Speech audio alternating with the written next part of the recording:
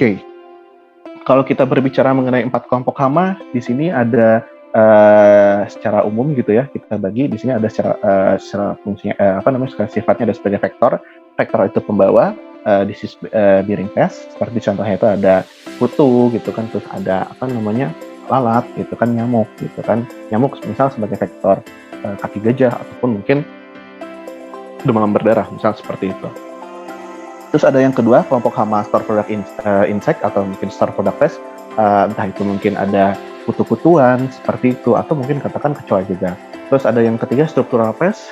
Structural pest itu jadi si hama itu menyerang secara struktural, entah itu mungkin contohnya di sini seperti rayap gitu kan pada kayu gitu atau kumbang kayu gitu kan, seperti atau mungkin ada juga wildlife intruders dalam artian seperti hewan-hewan liar, entah itu burung gitu kan atau ular gitu kan dan yang lainnya. Oke. Nah, sekarang kita masuk ke bukti-bukti adanya serangan hama. Nah, kita akan tahu dalam artian apakah tempat kita itu sudah pernah berinvestasi hama atau tidak. Kita bisa melihat dari bukti-bukti yang ada di gambar tersebut. Nah, contohnya misal katakan di sini ada gigitan, lubang, sarang, kerusakan, kotoran. Nah, itu biasanya pasti dimiliki oleh si tikus. Nah, telur atau kantung telur itu atau mungkin nama lainnya kita sebutnya biasanya OTK itu dimiliki oleh kecoa. Seperti itu nanti akan saya coba bahas juga. Terus hama hidup matinya kita menemukan ada hama hidup atau mati. Molted cells, pergantian kulit, suara, noda dan bau. Mungkin suara dan bau saya tidak bisa menggambarkan atau menjelaskannya, tapi saya yakin Bapak dan Ibu pernah atau mungkin ada pengalaman mengalaminya.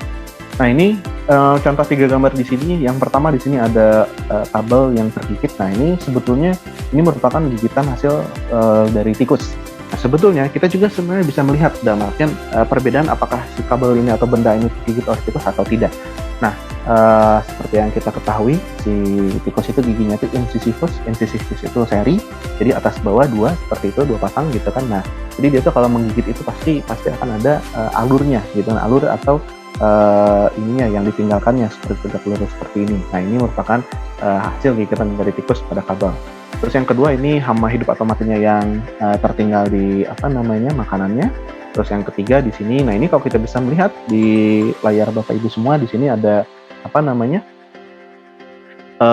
di dalam engsel pintu itu, di sini mungkin Bapak Ibu pernah nggak sih ketika katakan membeli lemari atau mungkin meja yang ada engsel pintunya, terus katakan mungkin awal-awal engsel pintunya itu masih baru gitu ya, nah, tapi katakan setelah 2 minggu atau mungkin sebulan kemudian, kok di engsel pintu itu sudah ada katakan bercak-bercak hitam atau mungkin bercak-bercak coklat atau mungkin akan ada bau-bau yang kurang begitu sedap seperti itu gitu ya.